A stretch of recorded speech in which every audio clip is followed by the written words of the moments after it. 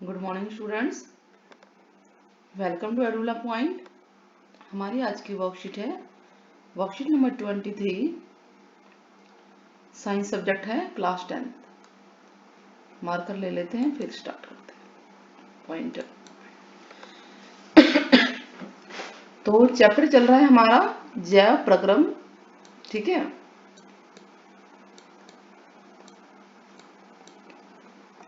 जैव प्रक्रम में आज हम मानव में पाचन पढ़ेंगे। बहुत ही इंपॉर्टेंट है ये, वेरी इंपॉर्टेंट टॉपिक है। इसको ध्यान से आपको देखना है, पूरी वीडियो को एंड तक देखनी है। चलिए स्टार्ट करें।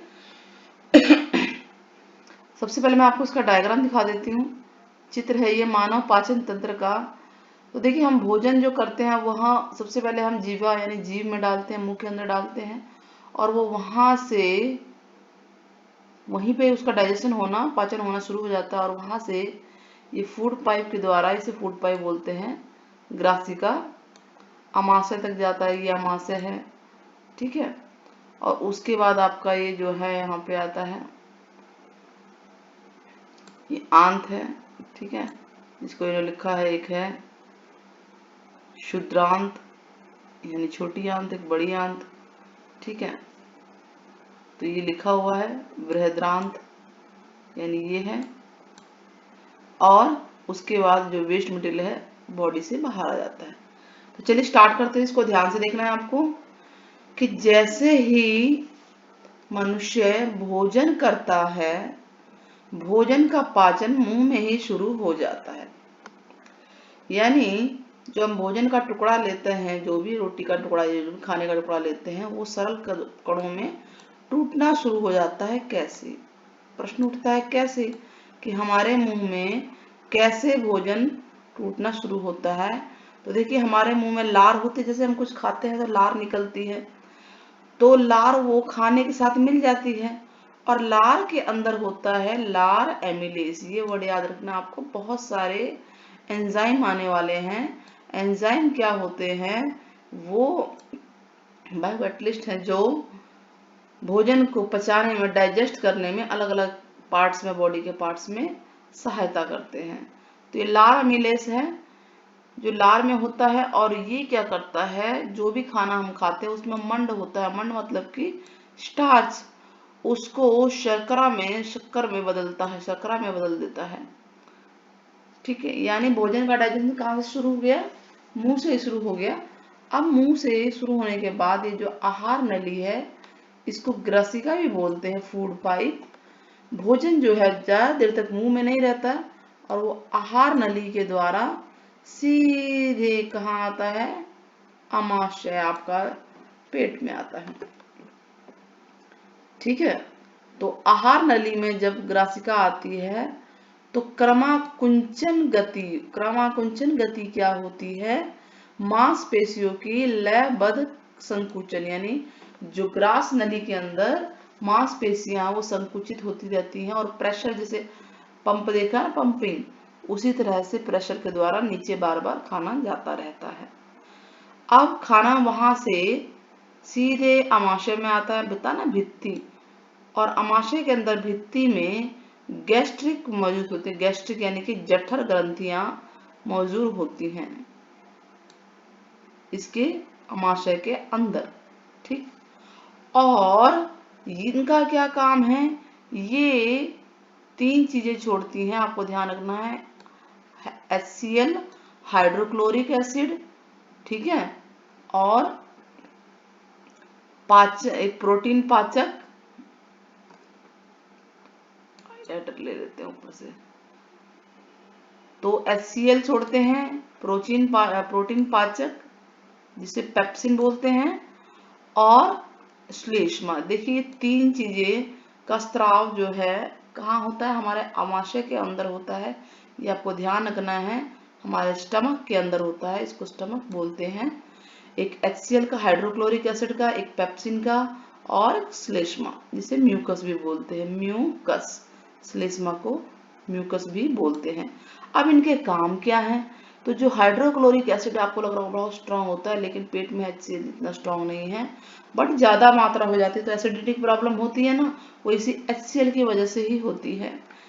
तो HCl का क्या काम है? HCl पेप्सिन की क्रिया में मदद करता है, यानी पेप्सिन जो है, P for pepsin, P for protein, pepsin जो है खाने में से प्रोटीन का पाचन करता है, और उसकी मदद कौन करता है? HCl करता है। वो एक अम्लीय माध्यम प्रदान करता है, जिसकी वजह से pepsin, P for pepsin, P for protein भोजन में से पचाता है। समझ में आ गया? यानी दो की हमें कार्य पता चल गया। HCl का क्या कार्य है? एक अम्लीय माध्यम पेट के अंदर प्रदान करना ताकि पेप्सिन प्रोटीन को पचा सके। और पेप्सिन का क्या कार्य है? प्रोटीन का पाचन करना। ठीक है, कहाँ पे? अमाशय में, स्टमक में। तो ये हो गया। नाउ श्लेष्मा यानी कि म्यूकस, उसका क्या काम है?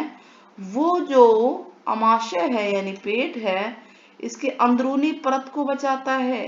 किससे बचाता है? अम्ल से।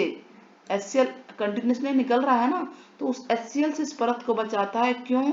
अगर उसको नहीं बचाएगा तो उसके अंदरूनी परत में घाव हो सकता है, जिसे अल्सर बोलते हैं, तरह तरह की परेशानियां हो सकती हैं।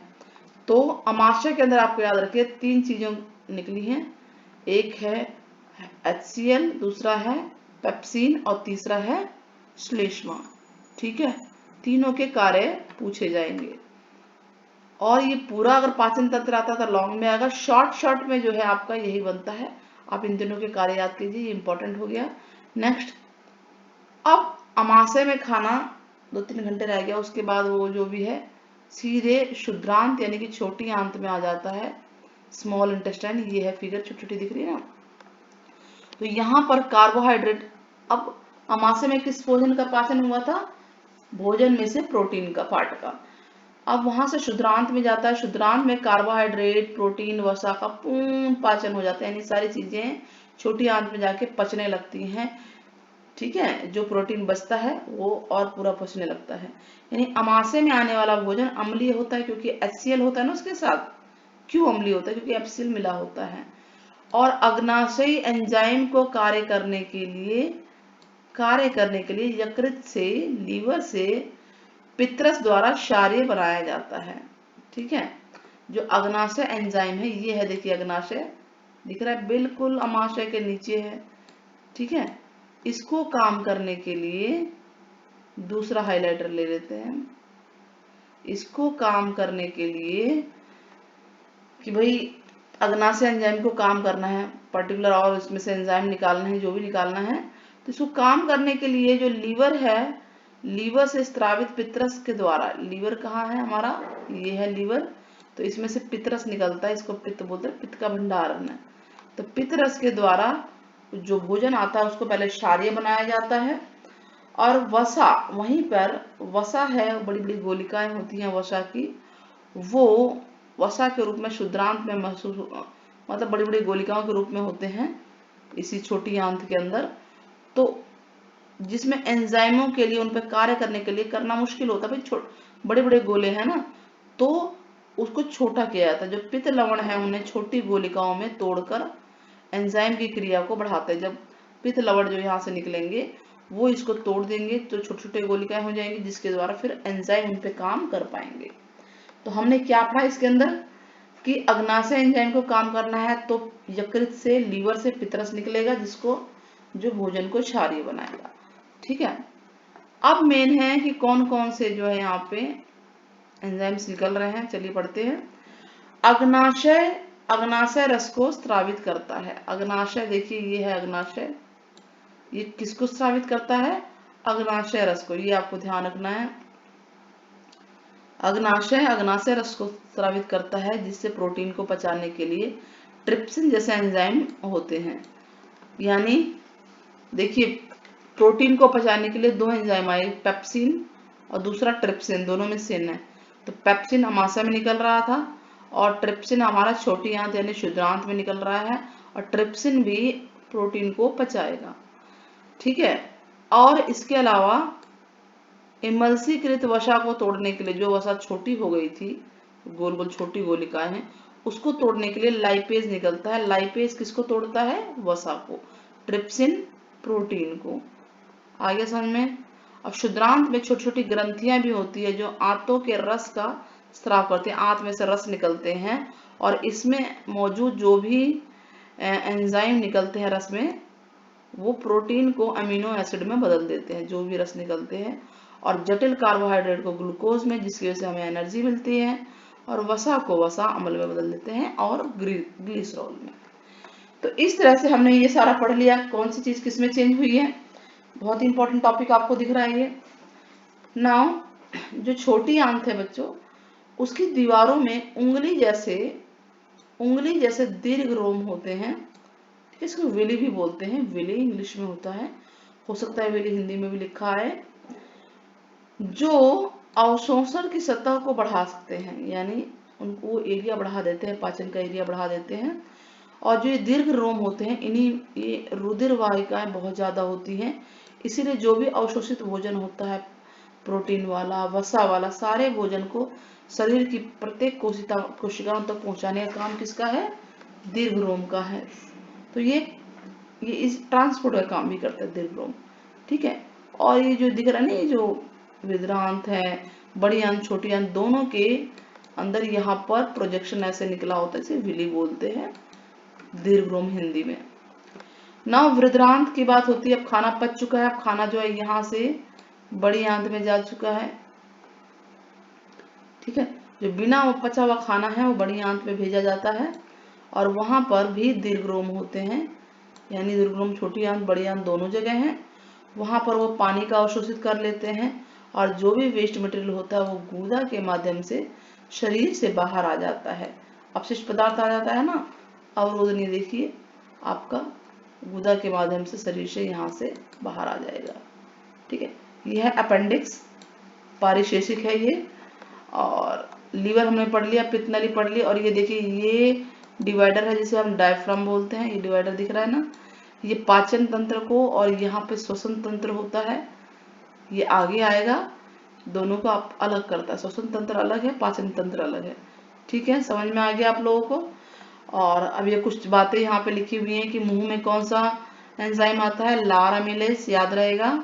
और ये क्या करता है, जो खाने में मंड होता है, स्टार्च होता है, उसको शर्करा में बदल देता है। फिर अमाशय में पेप्सिन आता है, पेप्सिन प्रोटीन को तोड़ता है, यानी भोजन में से प्रोटीन को निकालता है। अग्नाशय में ट्रिप्सिन आता है, हमने यही पढ़ा था ना, ट्रिप्सिन जो है वो भी प्रोटीन को तोड़ता है, ये भी प्रोटीन को, ये भी प्रोटीन को, लेकिन दोनों अलग अलग जगह पे निकलते हैं। और लाइपेज वसा को भी सरल अणुओं में बदल देता है। लाइपेज कौन? ये भी एक एंजाइम निकलता है, कहाँ पे निकलता है? अग्नाशय के द्वारा।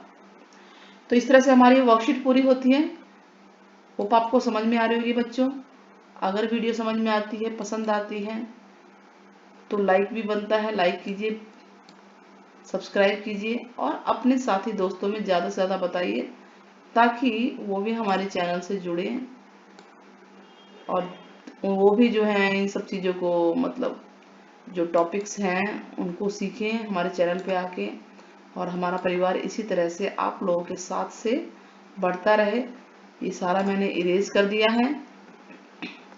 कारण है इसका इरेज करने का कि अब हम क्वेश्चंस के आंसर करेंगे, ठीक है। क्वेश्चंस के आंसर इसी में है, बहुत इजी है। स्टार्ट करें। तो पहला क्वेश्चन है, शुद्रांत में मौजूद किसी एक एंजाइम का नाम लिखिए और उसका कार्य लिखिए, ठीक है।